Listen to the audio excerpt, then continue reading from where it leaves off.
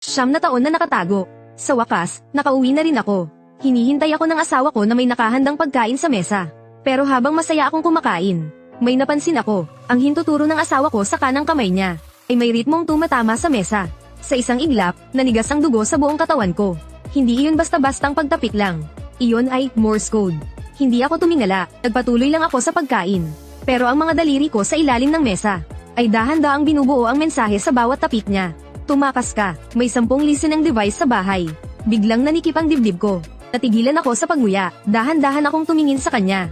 Malambing pa rin ang ngiti ni Suwan. Habang sinasabi niyang, "Mahal, kumain ka pa, paborito mo to lahat. Sinadya kong damihan ang luto ko ngayon para sa'yo." Pero ang mga mata niya ay may nakatagong matinding takot at pagmamakaawa. Esperado niya akong sinisenyasan na umalis. Pinilit kong lunukin ang pagkaing nasa bibig ko. At pinakalma ang nagwawalang kaba sa dibdib ko. Hindi ako pwedeng mataranta. Sa 9 na taon kong pagiging undercover, matagal nang naging sintigas ng bakal ang emosyon ko. Habang tumitindi ang panganib, mas lalo akong dapat maging kalmado. Ibinaba ko ang chopsticks ko. Ngumiti rin ako.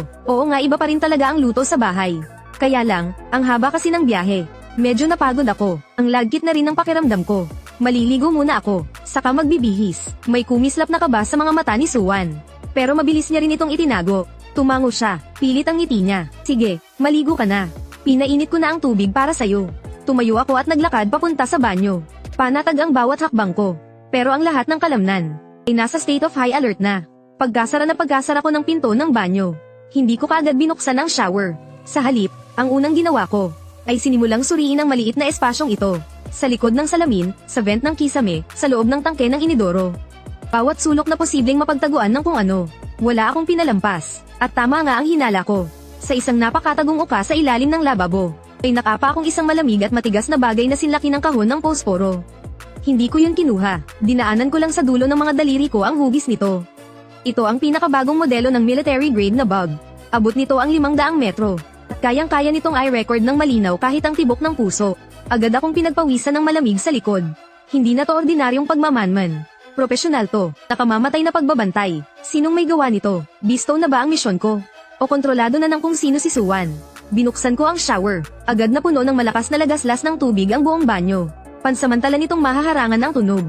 Samandal ako sa malamig na tiles. Kasabay noon ang mabilis na pagtakbo ng isip ko. 10, sabi ni Suwan, 10 raw. Ibig sabihin, halos walang ligtas na sulok sa buong bahay. Bawat salitang sabihin ko, bawat kilos ko, ay alam na alam nila. Tatakas na ba ako? Hindi pwede. Paano na si Suwan kapag umalis ako? Kung kaya nilang punuin ng mga bag ang bahay ko. Ibig sabihin, hawak na nila sa leeg si Suwan. Sa oras na tumakas ako, siguradong papatayin siya agad. Hindi ako pwedeng